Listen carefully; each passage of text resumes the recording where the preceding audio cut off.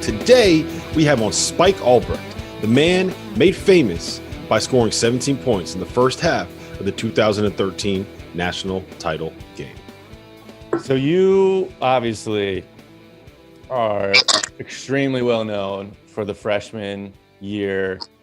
Really, I would say tournament run. I was looking up some crazy stuff. Like I want to go through it because it's pretty ridiculous. And you said you're a very confident player and you had to be confident to do this. You made your first 9 threes in the NCAA tournament that year, and that tied Sam Cassell for a tournament record, which I imagine is still there. Like, that's ridiculous to hold that record. But the big one was 17 points in the first half, like in the championship game. And our own, this podcast is under the Field of 68, and thanks to Jeff Goodman and Rob Doster. And Rob wrote about you, and he called it arguably the most memorable half of basketball you'll ever see. And I remember watching it and just watching the highlights over and over. And it just looked like a stream of consciousness. Like, did it feel real at all? You know what, dude? I'll be honest. Like, it happened so fast, and even like thinking back, it was such a blur. Mm-hmm. Like, people talk all the time about being in the zone, but like, I literally do joke with people when they ask me about it now. I was like, yeah, I literally blacked out. Like, it was like one of those types of experiences. Yeah. Like, dude, and you know this, but dude, I promise you, in that first half, like, the rim felt like an ocean. Like, I don't even know what was going on, but I just felt like everything I was shooting was just like, I was like, there's just no way I'm going to miss if I shoot this ball. Like, that's crazy. It helps when Louisville probably didn't know who I was. So I had some open looks too. But once you one go through, man. Yeah. And I had been in a good groove and, throughout the tournament and just playing with a lot of confidence. But once I seen that first one go down in that championship game, I was like, okay, like, I still got it. Like, I still got it. This is why I hate halftimes. I am a big proponent of getting rid of halftimes. Like, give me like a 4-minute timeout. We can just sit on the sideline a little bit and then get back to it. Like, I hate the break of flow. The worst, dude. But you know what? For me, I was like, I remember going into half and I was pissed because we lost the whole momentum. We should have been up like 8 or 10 going into half. We go up 1. But I just remember thinking, I was like, all right, like, hey, I did my job. Like, Trey, you come in and just win us the game now. Yeah, somebody do something else here. Leon can't do everything, bro. Like, I was, but it did, like, in terms of what you're talking about, like, the momentum shifted, my adrenaline, and, like, honestly, I burned so much energy in that first half. Good God. I was going crazy, screaming, yelling, like, and that's just, and I played 15 minutes, which I never do. Yeah. I was exhausted in that second half for sure. Yeah, it's such a difficult thing to do that I found, like, for myself, where I have like a big stretch of success and like hit like 3 shots in a row. And then there'll be like a lull in play. And then I'm like, then I start consciously thinking about what I just did. And I'm like, oh, this isn't unconscious anymore. Like, I got to like make the next shot. And then I start pressing. And I'm like, I did that in the first half. I've done that a bunch of times, like big first half. And then the second half, you're like, all right, I just need like 4 more points, 3 more points for 20. And then you don't get it in the end of the game. You're like, what the hell just happened here? But it's the plight. It's like just the plight of basketball and having an overactive brain. Honestly, it is. I don't wish it on anybody. No, I hear you. After that, somebody asked me, I was talking to Brendan Quinn, and he was talking about, he was talking about, like, I don't remember who, I think it was him, talking about like recognition on campus, like after my Michigan State shot. And I was like, still not that great. Like, I'm just like the average looking white dude, like, not really getting much recognition.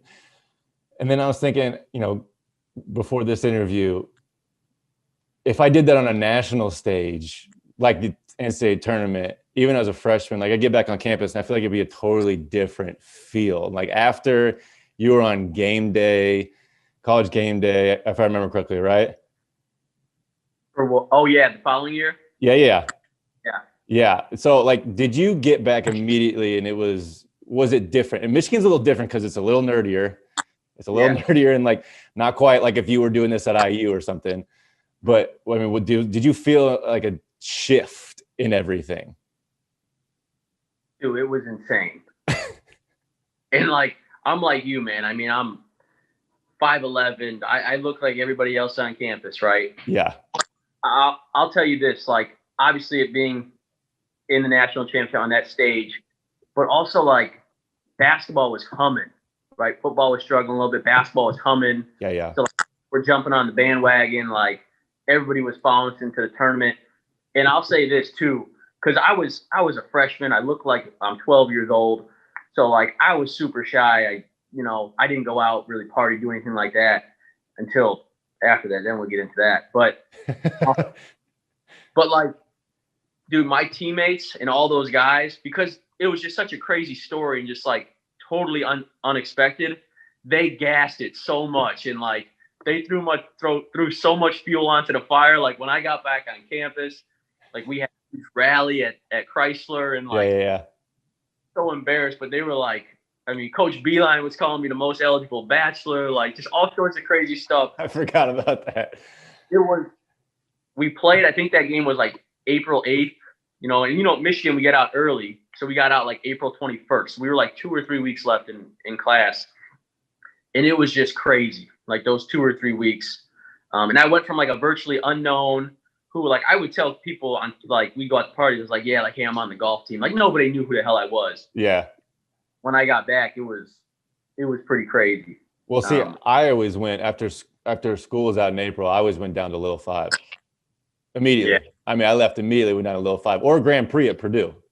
Yeah, you're an indie boy too, Carl. Yeah, exactly. I know all about that. That was always fun. Before we continue that interview, I just have to let you guys know that it is that time of year again. We have waited 2 years for this moment, and it is finally here. March's biggest tournament is back.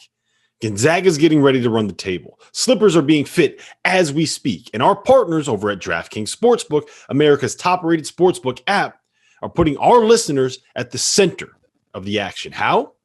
If you bet $4 on an underdog in a select game this week and that underdog wins, you win $256. That's right, $256. Here's how it works. You download the app now.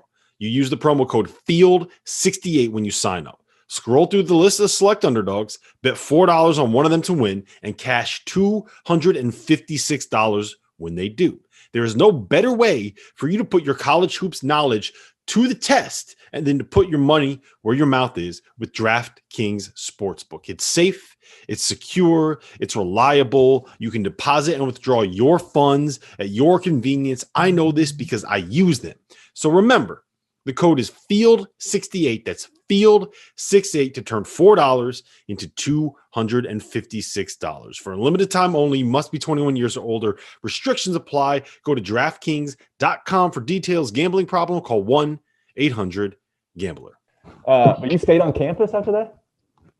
Well, for those 2.5 weeks, whatever it was, I had to finish class. Yeah. What is it? Maymester or summer one or spring one. I went home, dude, because I remember Sandman wanted me to stay and train all spring, and you know how he is. He's like, dude, we'll get you ready to roll. And I was like, dude, you're crazy. I was like, I'm going home. I was like, we just played a 7-month season. I was like, I need a rest. No, it was a whirlwind. You need a break after that. Like, I don't care if it's a losing season. I need to like disconnect. No question. What was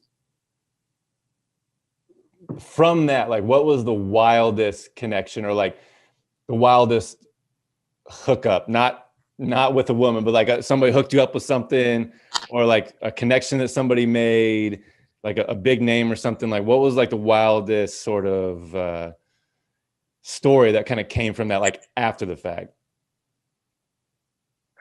Well, I would say 2 things. Like, the first thing was just, and I don't even know like off the top of my head, but like the amount of celebrities during that game, like who were tweeting at me and tagging me and stuff. And like, this Twitter was way different then, it wasn't nearly, but like, I just remember I had all my boys hitting me up back home, like, yo, like Reggie Bush is tweeting at Steve Kerr, like just random, like Phil Jack, I don't even know who, like all these crazy names. So that was crazy. Like, I'd love to go back and look. But my favorite in-person story, man, that I tell pretty much everyone anytime they ask was, it was a couple years later. By this time it was my junior, senior year. So I was 21, 22. We were going into Rick's, and Derek Jeter was in the house. So I think it was football weekend, Michigan State. And dude, I'm a huge baseball fan. Like, grew up playing shortstop. My name's freaking Spike after baseball. So I love Jeter. And I remember talking to Hess over at Rick's, and he's like, yo, Jeter's in the house. And I was like, he's like, you guys got to come see him, say what's up. So I was like freaking kid in the candy shop. We go down there, and he's like all in this roped off section, one of the booths. And I'm like, rehearsing in my head what I'm about to say to him, whatever. So dorky. But we start walking over his way, and like we all make eye contact. It was like me, Karras, I think Duncan, and D-Walt. And like as we're walking towards him, I like kind of raise my hand to like point at him, like, hey, like, yo, what's up? Like, and he's just like, yo, Spike, and like waves me in. And I was like, no. I was like, Deets does not know who I am. And at that point, I was like, that was pretty freaking awesome, man. Yeah, that's pretty good. I don't know if you can really top that anywhere else. No, he's a legend. But also the other infamous story with you that I won't go into is the tweet at Kate Upton, right?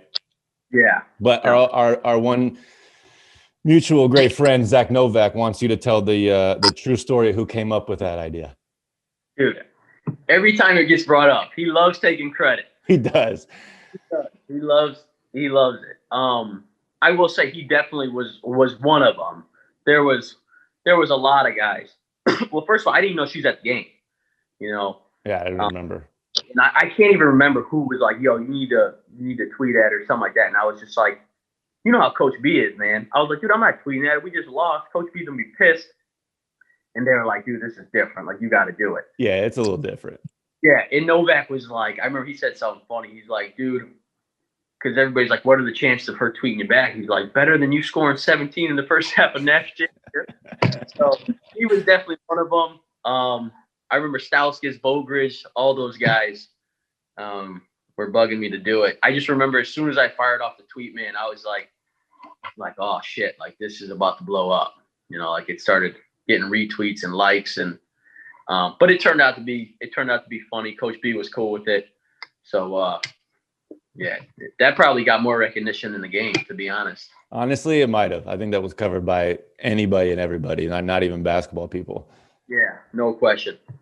That reminds me that Vogue Rich was a part of this whole championship game celebration thing. And I'm wondering if you guys were ever worried about his health and safety during that celebration. I feel like that man was like, could have been on a missing poster for about 3 weeks after that. Dude, Vogie, first of all, I love Vogie. Love Vogie. And I was old for a freshman, man. So like I always hung with the older dudes. I had Vogie and then Blake. So Vogie and Bird, we had like our little game ritual. Like I sat in between them both, and like they kind of brought me under their wing. But Vogie was the king of the cellies. Like he had his little head celebration he used to do. It was so funny. And honestly, like, and you know this, dude, Vogie could hoop too. Dude. Like so Vogie good. was a bucket. He was the best scout team player. Him and Esso. I was just like, and they're such a huge part of that team's success, man. Those practices were so competitive because like Karras was on scout team through half the year. Yeah. I was like, dude, this kid, can we get him off the scout team? I was like, no one can guard him.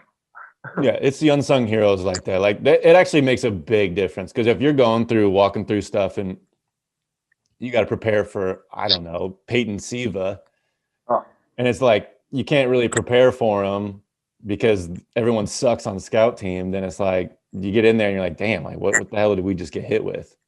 Exactly. Esso was the best one-on-one player on our entire team. Like every year I was there. Dude, I tell people all the time, man, Esso, that dude, he's the most selfless teammate I've ever had. Like, dude, there were so many times I was a freshman, he was a senior, he was cooking me in practice, and I was like, I remember even thinking, I was like, dude, Coach B, he should probably be playing in front of me. Yeah. He's a lot better than me.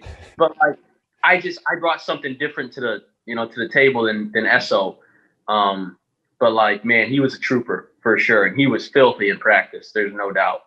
I mean, him and Vogue Rich, like, that's just nonstop buckets. Karras, I don't even know if you guys can win every day. Yeah, we took some L's for sure. Yeah. Yeah, those are always great because then they let you know about it and then you feel like ass. So that's good. Okay, so we got a few more things. And I told you to think of a good Beeline story. Did you come up with a good Beeline story? Yeah, I got a pretty good one. Okay, hit me with it. Yeah, well, there, and there's a ton of Coach B stories, but he's a great dude. But this is a funny one that I thought you'd get a kick out of. So after that year, after freshman year, we go to the national championship. Glenn and Mitch announced they're coming back. So like it was those two, Nick and Karis, myself. So like our five, we were rolling, man. Like we had a ton of juice running into sophomore year. We thought we were hot shit. That summer when we got back going into sophomore year, I remember like we thought we were like the big man on campus. We had a class in the summer and we all decided to skip the class, just thinking like, what's the worst I could have? We'll skip class. Like, we just came off a, national championship game. Like, I'm sure Coach B's cool with it. Dude, Tommy Jones was there. I remember like we get the text from whoever and it's like, yo, Coach B's office. And I was just like, oh no. And we're in his office and like all five of us, I'm at the end of the road and he just goes one by one. He's going like Mitch, Glenn. He's kind of like going in on him. He can't say a ton because like they were just thinking about leaving for the NBA. They came back. There are two superstars. Nick and Karis are both studs. And like he's kind of like reaming them like, hey, that's just not what we do at Michigan. Like, don't do that again. And then he gets to me. I'm the last one. He gets to me like, and Spike, he goes, if you ever do that again, I'm sending your ass back to a D3 school in Indiana so fast. And I was like, that was when it was like a reality check. It was like, yep, like the national championship game over. I was like, if I fuck up again, I'm gone. So, but that's what I respect about Coach B too, man. Like he was no nonsense and, he does things the right way and, he values it all. So, yeah. But you know how Coach B can be with his academics and stuff, man. Oh yeah. If you're not falling in line, following the rules, like you can get out. No I love that too. It's a great story because everyone's always like, you got to treat everyone the same and coach people the same and blah, blah, blah. It's like, no, you don't. Not when you got Mitch McGarry, Karis, Nick, like not everyone's the same in sports. All right. Like some people get leeway and there's a reason why they get that leeway. No question. I had minimal room for error for sure. Exactly. Oh yeah. Yeah. Novak and I had a similar thing. That is for sure.